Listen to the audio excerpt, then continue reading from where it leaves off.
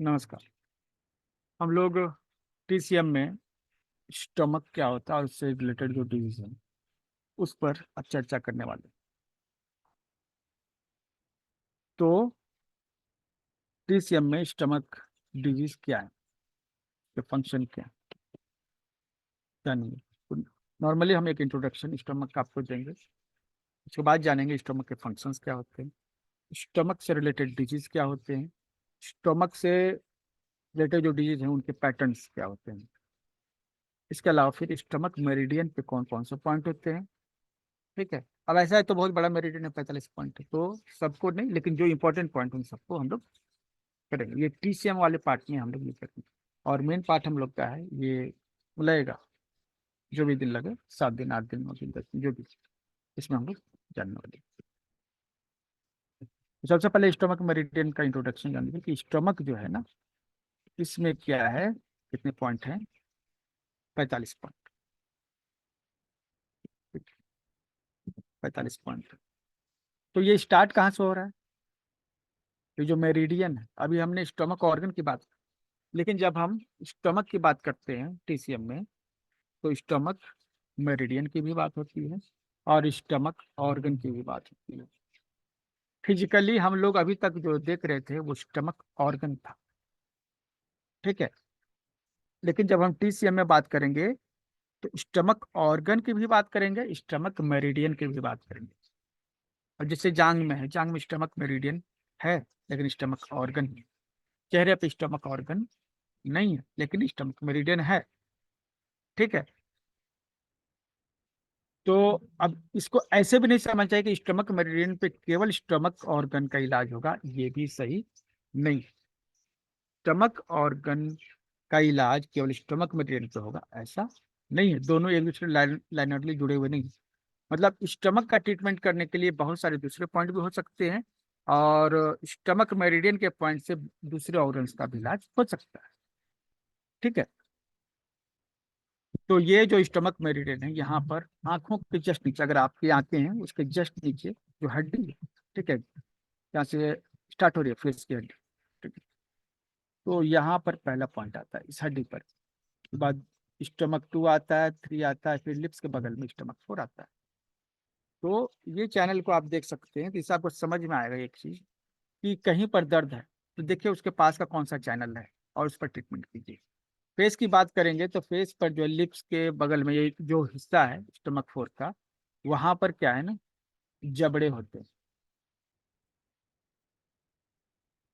अब चूंकि जबड़े होते हैं, ठीक है, तो जबड़ों से जुड़ी समस्या के लिए स्टमक 4 नंबर पॉइंट पे ट्रीटमेंट दे सकते हैं। वहाँ पे भी दे सकते हैं। ठीक है। उसी तरह से यह मेरिडियन ऊपर उठकर जाती है यहाँ स्टमक 8 तक। तो अगर आपका कनपट्टी में साइड में दर्द है, ठीक है, कनपट्टी तो पीछे हो गया, आंखों के ऊपर थोड़ा पीछे की तरफ ये इस एरिया में दर्द है तो स्टमक 8 इसके लिए अच्छा पॉइंट है, आप उसके ट्रीटमेंट कर दीजिए। जहां पर दर्द है आपको उस जगह जो लोकल पॉइंट आ रहा है ना, देखिए कौन सा पॉइंट है, उसको आप ट्रीटमेंट करें। ठीक है। ये चलिए। अब सपोज कि देखिए यहाँ पर निपल्स पे एक पॉइंट है ये ST17। ठीक है। तो निपल्स में पेन हो, ठीक है, प्री ये पीरियड के पहले कई बार हो सकता है निपल्स तो कड़े हो जाते हैं, तो हथेली पर SI17 उस पर एक स्टार मिनट लगा। ठीक है। तो इस तरह से ये स्टमक मेरिडियन जिस एरिया में जा रहा है, गर्दन के पास ये 10 नंबर पॉइंट है। ठीक है। खांसी हो रही हो, ST10 पे ट्रीटमेंट कर दीजिए और यह करते हुए नीचे पैर में जाके खत्म होता है। ये पूरा 45 पॉइंट है। इसके बारे में एक एक पॉइंट के बारे में हम लोग बाद में समझेंगे। अभी तो जान ले कि स्टमक मेरिडियन में कितने पॉइंट होते हैं। ये होते हैं 45। और आंख के लोअर कॉर्नर से स्टार्ट होता है और आपका पैर में जो फिंगर है उस पर खत्म होता है। ठीक है। इंडेक्स फिंगर और मिडिल फिंगर के बीच में जो पॉइंट्स हैं 44 45। हाँ, ठीक है, तो है तो ये इंडेक्स फिंगर में। ठीक है, तो ये पूरा चैनल है।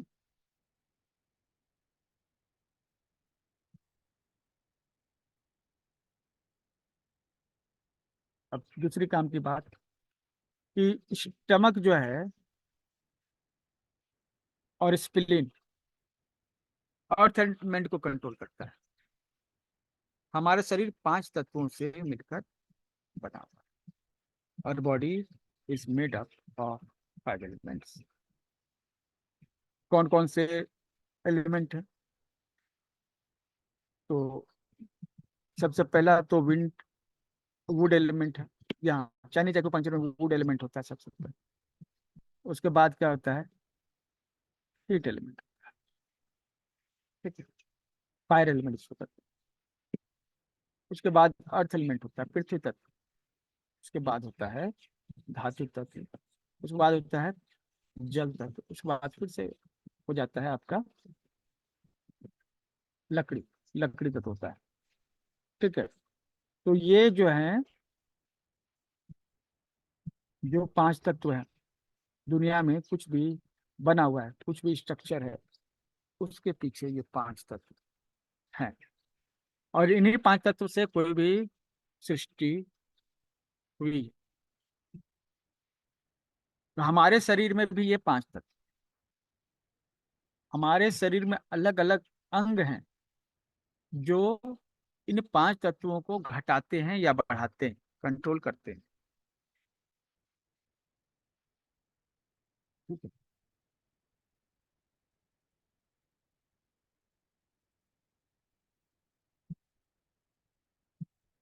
तो हमारे शरीर में जो है ये 5 तत्व जो है, उनका क्या काम है, थोड़ा सा शॉर्ट में देख लीजिए क्योंकि एक बहुत बड़ा चैप्टर। लेकिन आपको फिलहाल ये जितना जानना जरूर बताते हैं। तो हमारे शरीर में अलग अलग तत्वों को कंट्रोल करने के लिए अलग अलग अंग है। जैसे जो लकड़ी तत्व है, इसकी ऊर्जा वायु ऊर्जा है। वायु तत्व भी कर सकते हैं आप इसको। तो हमारे लीवर और गॉल ब्लैडर मिलकर क्या करते हैं? इसको कंट्रोल करते हैं। लीवर और गॉल ब्लैडर मिलकर शरीर में वायु तत्व को कंट्रोल करते हैं। तो यहाँ पर एक जोड़ा है, लीवर और गॉल ब्लैडर, 2 अंग हैं जो आपस में मिलकर एक जोड़ा बनाते हैं, पेयर बनाते हैं। तो एक तत्व को कंट्रोल करने के लिए 2 ऑर्गन होते हैं, 2 अंग होते हैं। ठीक है, और ये दोनों आपस में एक रिलेशन होता है, इसको पति पत्नी का रिलेशनशिप करते हैं। यहाँ पर लीवर क्या है? पति है। गॉल ब्लैडर क्या है? पत्नी। तो पति पत्नी का एक जोड़ा मिलकर वायु तत्व को कंट्रोल करता है। उसी तरह जो अग्नि तत्व है, फायर एलिमेंट है, इसको शरीर में अग्नि को कंट्रोल करने का काम हार्ट और स्मॉल इंटेस्टाइन, छोटी आंत और हृदय, ये दोनों मिलकर इस तत्व को कंट्रोल करते हैं। यहाँ पर हृदय जो है पति और छोटी आंत क्या है? पत्नी, उसकी पत्नी। तो पति पत्नी का एक जोड़ा यहाँ भी। उसके बाद क्या है? पृथ्वी तत्व। पृथ्वी तत्व जो है वो कंट्रोल होता है स्प्लीन और स्टमक के द्वारा।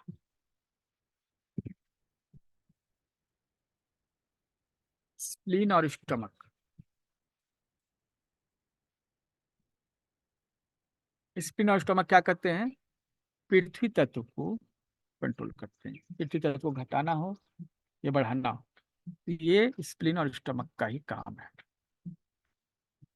और ये जुड़े हुए, अगर शरीर में पृथ्वी तत्व बढ़ा है या घटा है तो उसके पीछे यही 2 अंग जिम्मेवार है, स्प्लीन और stomach. In the same manner शरीर में एक धातु तत्व भी होता है। ठीक है। और धातु तत्व फेफड़े और बड़ी आंत मिलकर शरीर में धातु तत्व को कंट्रोल करते हैं। धातु तत्व हमारी सुरक्षा के लिए इंपॉर्टेंट होता है, इम्यूनिटी के लिए इंपॉर्टेंट। इसके बाद जो है जल तत्व। तो जल तत्व जो है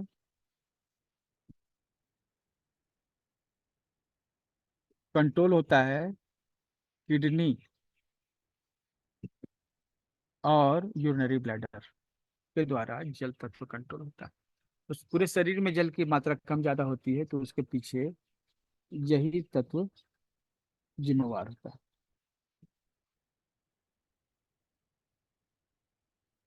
ठीक है? यही तत्व क्या होता है, जिम्मेवार होता है। और यही कंट्रोल भी करता है शरीर में जल को, नियमन करता है, कंट्रोलिंग करता है। इस तरह करके ये पांच तत्व जो है पूरे शरीर में कंट्रोलिंग करते हैं। और अलग अलग अंग हैं इन पांच तत्वों से जुड़े हुए होते हैं। जितने भी अंग हैं किसी न किसी एक तत्व से जुड़ा हुआ होगा। ठीक है। ठीक है। अब इसमें क्या है, हर तत्व जो है उसके साथ कुछ भावनाएं जुड़ी होती हैं, उसके साथ कुछ भावनाएं भी जुड़ी हुई।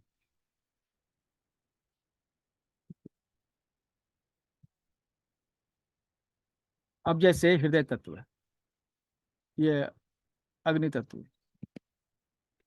तो उसके साथ जो भावना जुड़ी हुई है वो है जॉय, खुशी। अगर खुशी नहीं होती है, कहीं ना कहीं अग्नि तत्व का अभाव है। जो व्यक्ति खुश नहीं रहते उनके भीतर अग्नि तत्व का अभाव। ठीक है। और चिंता भी करते हैं, जो चिंता करते हैं उनके भीतर भी पृथ्वी अग्नि तत्व का अभाव रहता है। उसी तरह से गुस्सा, ये गुस्सा है, वो वायु तत्व के साथ जुड़ा हुआ है। ठीक है। बहुत जल्दी इरिटेट हो जाना, गुस्सा हो जाना, ये बताता है कि वायु तत्व जो है बिगड़ा हुआ है, उसकी स्थिति खराब है। तो ये भावना है, अगर किसको गुस्सा बहुत ज्यादा आ रहा है, बहुत जल्दी इरिटेट, उसका मतलब उसका वायु तत्व में गड़बड़ी। ठीक है। उसी तरह कोई व्यक्ति डरता हो, खूब डरता हो, तो इसका मतलब उसका जल तत्व बिगड़ा हो, जल तत्व बिगड़ा हुआ। अगर कोई व्यक्ति उदास रहता है रेगुलर बेसिस पे, ठीक है, और भीतर उसके बहुत दुख है, दुखी उदास है, तो इसका मतलब उसका धातु तत्व कमजोर हो गया, बिगड़ा हुआ। और उसी तरह से अगर कोई व्यक्ति जो है बहुत चिंता में होता है या बहुत ज्यादा सोचता है, तो उसका पृथ्वी तत्व बिगड़ जाता है। भावनाएं तत्व के साथ जुड़ी हैं। अगर पृथ्वी तत्व बढ़ जाएगा तो कोई व्यक्ति जो है क्या होगा ना, वो उसमें चिंताएं बहुत बढ़ जाएंगी, कम बोलेगा, एक बात पर फोकस करेगा। और किसी व्यक्ति को जो है अ, चिंता है, तो उसका ह्यूमिडिटी बढ़ेगा, पृथ्वी तत्व बढ़ेगा, और पृथ्वी तत्व बढ़ेगा तो चिंता बढ़ेगी, एक दूसरे को ट्रिगर करते हैं। तो ये पांच तत्व जो है, पूरी सृष्टि जो है इन्हीं पांच तत्वों में बटी हुई। अब कौन सा चीज किस तत्व में आएगा, इस पर अलग से क्लासेस होती है, जिसको फाइव एलिमेंट थ्योरी कहते हैं। कलर थेरेपी की जब क्लास लाएंगे तो फाइव एलिमेंट्स को डिटेल से बताएं, क्योंकि वहां पर उसका उपयोग करके हम बीमारियों को कंट्रोल कर सकते हैं। ठीक है। अब जो है ये गड़बड़ हो जाए, ठीक है, ये गड़बड़ हो जाए तो सभी अंक के अलग अलग हैं। अगर ये तत्व गड़बड़ हो जाते हैं, ठीक है, जैसे अग्नि तत्व गड़बड़ हो गया, तो व्यक्ति पागलपन जैसा महसूस करेगा, उसको नींद नहीं आएगी, उसकी धड़कन बढ़ जाएगी, मानसिक रूप से बेचैन हो जाएगा। ध्यान रखिए इस चीज को। अगर अग्नि बढ़ गई, जब गर्मी बढ़ जाती है तो क्या पागलपन हो जाता है। ठीक है, व्यक्ति चिंतित हो जाता है, उसको नींद की समस्या हो जाती है, मानसिक बेचैनी हो जाती है। ठीक है, ये सब अग्नि तत्व के गुण है। उस तरह अगर जल तत्व की हम बात करें, ठीक है,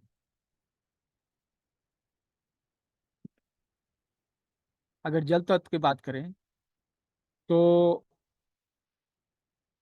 किसी चीज पर पैनिक होना, ठीक है, जल की कमी कारण, खास तौर पे यूरिनेशन, यूरिन कंट्रोल नहीं कर पाना, सेक्सुअल एबिलिटी कम होना, अपने पार्टनर को सेटिस्फाइड नहीं कर पाना, कमर में दर्द, ये सभी लक्षण हैं आपका जल तत्व संतुलित नहीं। ठीक है, व्यक्ति अगर बहुत गुस्सा रहता है, बहुत ही गुस्सा रहता है, उसका सर दर्द करता है, किसी बात को लेकर अड़ जाता है, रिजिड हो जाता है। ठीक है, इसके अलावा उसके जो पसलियां हैं, रिब्स केज, उसमें दर्द होता है, मसल्स और छोटे मसल्स को टेंडन करता है, उसमें दर्द होता है, और किसी डिसीजन को लेने में कंफ्यूजन रहता है, मतलब कंफ्यूजन रहता है तो उसका वायु तत्व गड़बड़। इलाज कहाँ करेंगे? लीवर और गॉल ब्लैडर। उसी तरह से अगर किसी का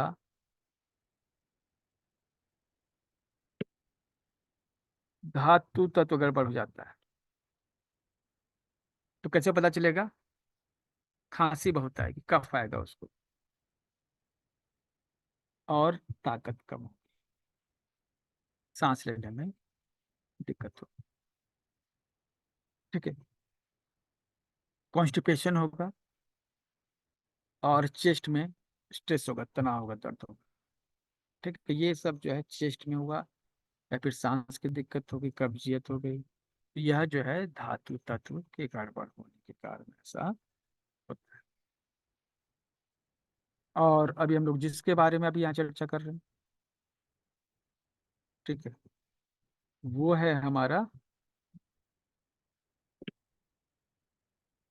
पृथ्वी तत्व।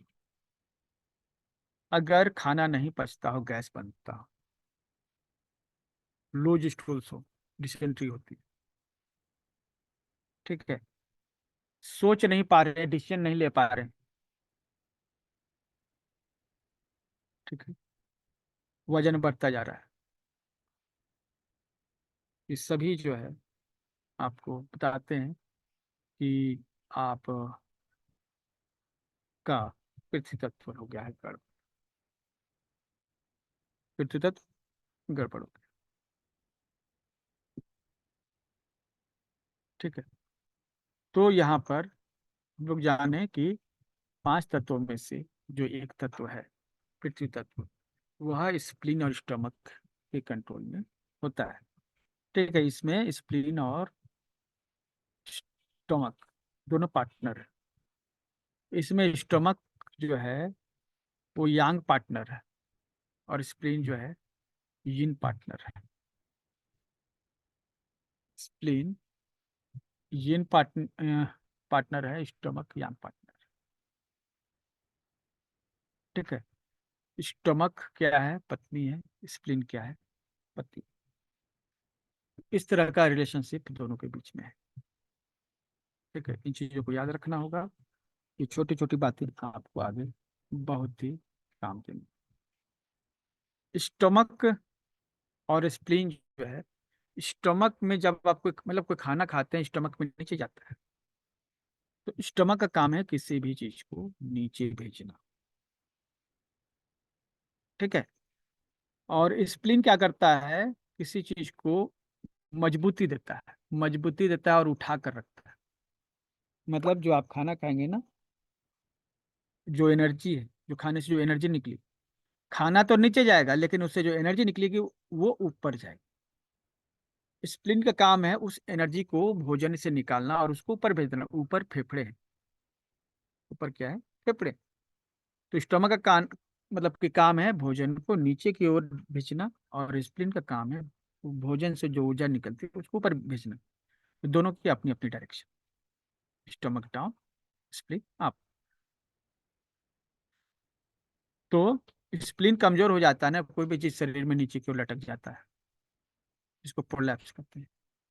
जैसे किसी को जो है यूट्रस जो है नीचे की ओर लटक जाता है, उसको यूट्रस प्रोलैप्स कहते हैं, स्प्लीन की कमजोरी।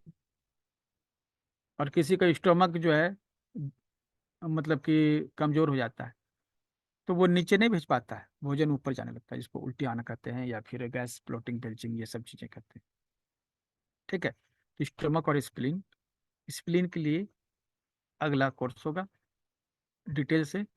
फिलहाल स्प्लीन को समझे, स्टोमक को समझे, स्प्लीन के लिए नेक्स्ट होगा। ठीक है, तो स्टमक में पानी होनी चाहिए, तरलता होनी चाहिए, लिक्विडिटी होनी चाहिए। ठीक है, जो उसको ठंडा रखे। स्टमक जो है ना बहुत जल्दी जल्दी गर्म हो जाता है। स्टमक क्या करता है, बहुत जल्दी गर्म हो जाता है, और उसमें पानी की कमी बहुत जल्दी होती है, डिहाइड्रेशन बहुत जल्दी होता है। तो स्टमक का जो नेचर होता है वो क्या होता है, जल्दी गर्म होने का। ठीक है, जल्दी गर्म हो जाना और सूख जाना। जबकि स्प्लीन का कम, मतलब कि नेचर होता है जल्दी ठंडा हो जाना। ठीक है, इसको ज्यादा ठंडा पसंद नहीं है स्प्लीन को, और स्टमक को ज्यादा गर्मी पसंद नहीं है। ज्यादा गर्मी से स्टमक का पानी सूख जाता है और वो ड्राई हो जाता है, ये डिहाइड्रेशन हो जाता है। ज्यादा ठंडा होने से स्प्लीन जो है ठंडा हो जाता है, और वो क्या है, भोजन से एनर्जी निकालने का जो उसका काम है वो सही से नहीं कर पाता। तो बहुत ज्यादा ठंडा लीजिएगा तो स्प्लीन कमजोर, बहुत ज्यादा गर्म लीजिएगा तो स्टमक कमजोर। हमें बैलेंस लाइफ अपनाना चाहिए, ना एक्स्ट्रा ठंडा होना चाहिए ना एक्स्ट्रा गर्म होना चाहिए। ठीक है, और स्टमक में अधिकतर एनर्जी बढ़ी रहती है, स्प्लीन में अधिकतर एनर्जी घट जाती है। तो स्टमक में जो बीमारियां होती हैं उसमें अधिकतर बीमारियां होती हैं एनर्जी बढ़ने से। ठीक है, सही है। स्टमक में जो बीमारियां होती हैं अधिकतर क्यों होती हैं, एनर्जी बढ़ने से। और स्प्लीन में बीमारियां जो होती हैं वो होती है एनर्जी घटने से। एक दो केस को छोड़ ले तो अधिकतर केस में यही होगा। ठीक है, और स्टमक में यिन डेफिशिएंसी ज्यादा होती है, मतलब पानी की कमी ज्यादा होती है। और स्प्लीन में यांग डेफिशिएंसी ज्यादा होती है, मतलब गर्मी की कमी ज्यादा होती है। यिन मतलब हुआ ठंडक या पानी, यिन मतलब हुआ ठंडक या पानी, यांग मतलब हुआ गर्मी, हीट। ठीक है, तो स्प्लीन को हीट की कमी हो जाती है, और स्टमक को कोल्ड की कमी हो जाती है। ठीक है, अधिकतर केसेस में होता है, सभी केसेस में नहीं। तो स्प्लीन जो है, ठीक है, ये स्टमक है, स्टमक में जो भी बीमारी हो तो CV12 ये पॉइंट को टोन करना चाहिए। CV12 कहाँ आता है, इसकी लोकेशन को देखिए। ठीक है, नाभि से 4 गुण ऊपर, 4 गुण मतलब 6 उंगली, 4 गुण मतलब 6 उंगली, 6 उंगली ऊपर है ये पॉइंट जो है ना। ठीक है, ये है CV12। और इसी के 3 उंगली बगल में है ST21। तो अगर बीमारी, अगर स्टोमक की एनर्जी बढ़ जाए तो इस जगह इसको सिडेट करते हैं, ST21 को सिडेट करते हैं। और स्टोमक की एनर्जी घट जाए, इसको टोन करते हैं, CV12 को टोन करते हैं। ठीक है, तो CV12 और ST21 दो सबसे इंपॉर्टेंट पॉइंट है। और ये कौन सा पॉइंट है, ये एक्चुअली स्टमक ही है। ये कौन सा पॉइंट है? स्टमक का ही पॉइंट है ये। यहीं पर तो स्टमक है ना। अभी हमने देखा अम्बिलिकल रीजन में स्टमक होता, तो ये एक्चुअली हम ST21 को दबा रहे हैं, मतलब स्टमक का मेन बॉडी को दबा रहे हैं। ठीक है, नाभि से जो है 6 उंगली ऊपर जाइए और 3 उंगली लेफ्ट की तरफ।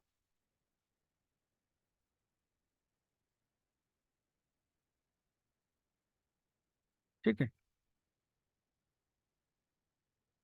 तो ST21 जो है स्टमक का पॉइंट है, एक्सेस पॉइंट जो है ठीक करने की।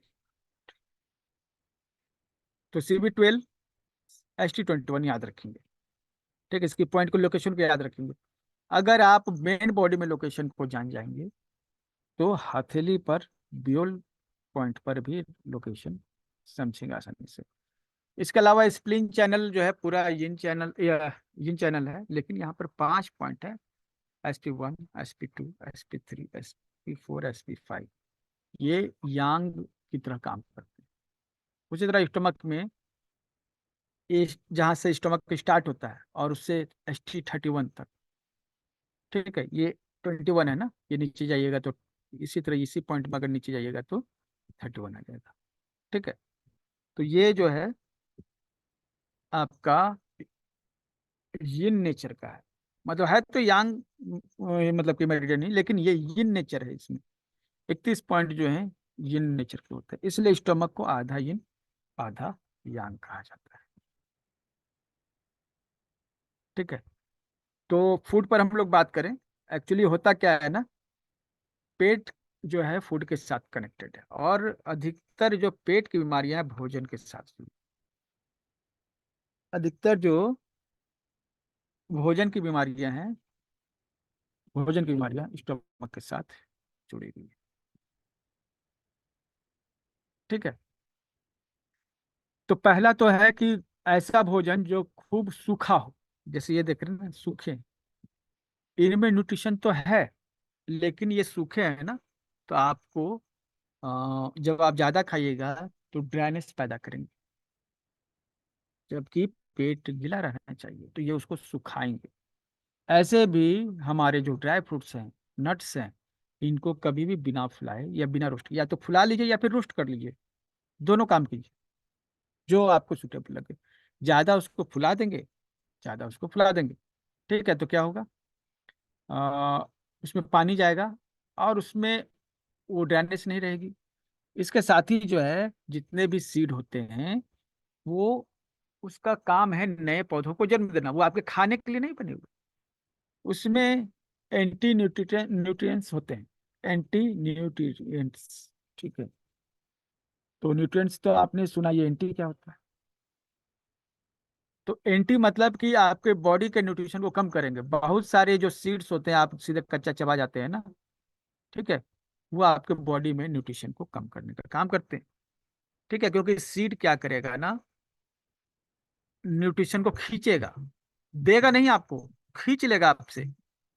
जब पौधे को डाल देते हैं धरती में थोड़ा सा पानी में, तो वो पौधा वो क्या न्यूट्रिशन को वहां से सक करता है, जिससे उसका जीवन स्टार्ट होता है। तो सीड्स बने जीवन को स्टार्ट करने के लिए, न्यूट्रिशन को खींचने के लिए। और आप उसको खा रहे हैं तो आपके पेट में भी जाकर वो न्यूट्रिशन को खींचेंगे।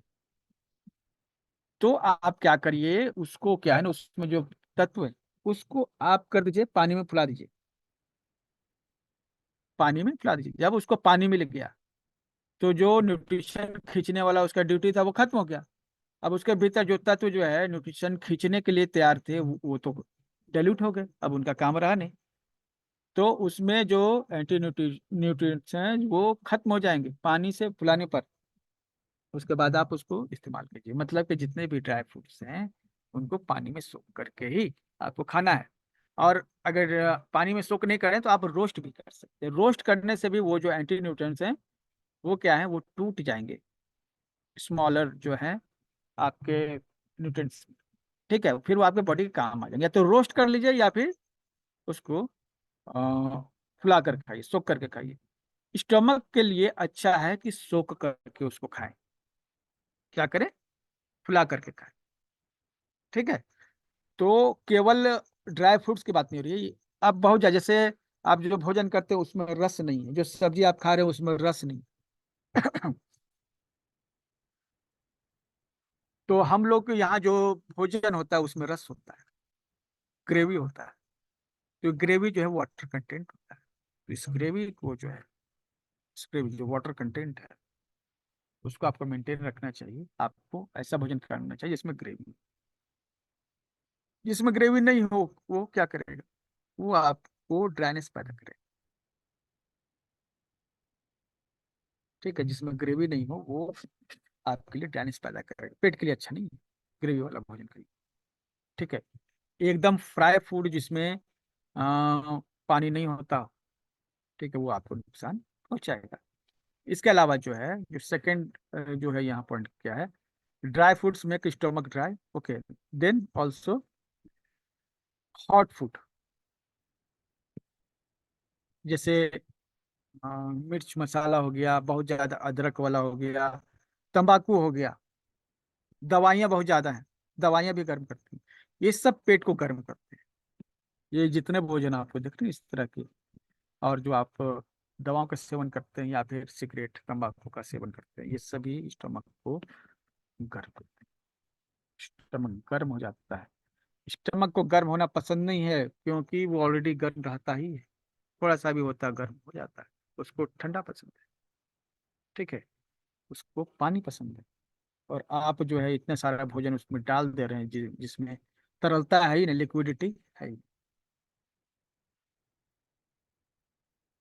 ठीक है, तो हमें क्या करना होगा, ऐसा फूड लेना होगा जो बहुत ज्यादा गर्म नहीं है, इससे पेट हो जाएगा गर्म। फिर गर्म होगा तो फिर समस्याएं हैं बहुत सारी जिसके बारे में हम लोग आगे जानेंगे। रात को खाना, रात को जब आप खाना खाते हैं ना, ठीक है, तो पेट उसके लिए तैयार नहीं होता है। ठीक है, रात को खाना खाने से पेट तैयार नहीं होता है।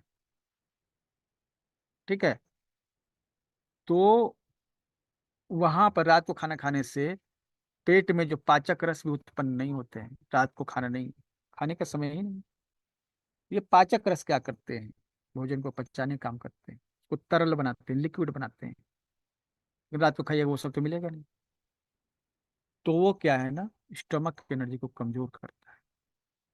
ठीक है, रात को खाने के लिए पेट को, उसको डाइजेस्ट करने के लिए बहुत एक्स्ट्रा, बहुत ही एक्स्ट्रा वर्क करना पड़ता है, और जिसके कारण स्टमक जो है उसकी एनर्जी घट जाती है। ठीक है, तो रात को जब खाना खाते हैं तो शरीर में तरल पदार्थ, स्टमक में तरल पदार्थ की कमी हो जाती है। ठीक है, रात को नहीं खाना। सूरज के सामने खाइए, सूरज चला जाए खाना भी छोड़ दीजिए, बेसिक। ठीक है, तो फ्रेंड्स आज के लिए हम लोग इतना ही रखेंगे। इसके आगे भी बहुत सारी चीजें हैं जिसको हमें पढ़ना है, कल हम लोग उसको कंटिन्यू करेंगे। ठीक है, आपका धन्यवाद इसके लिए।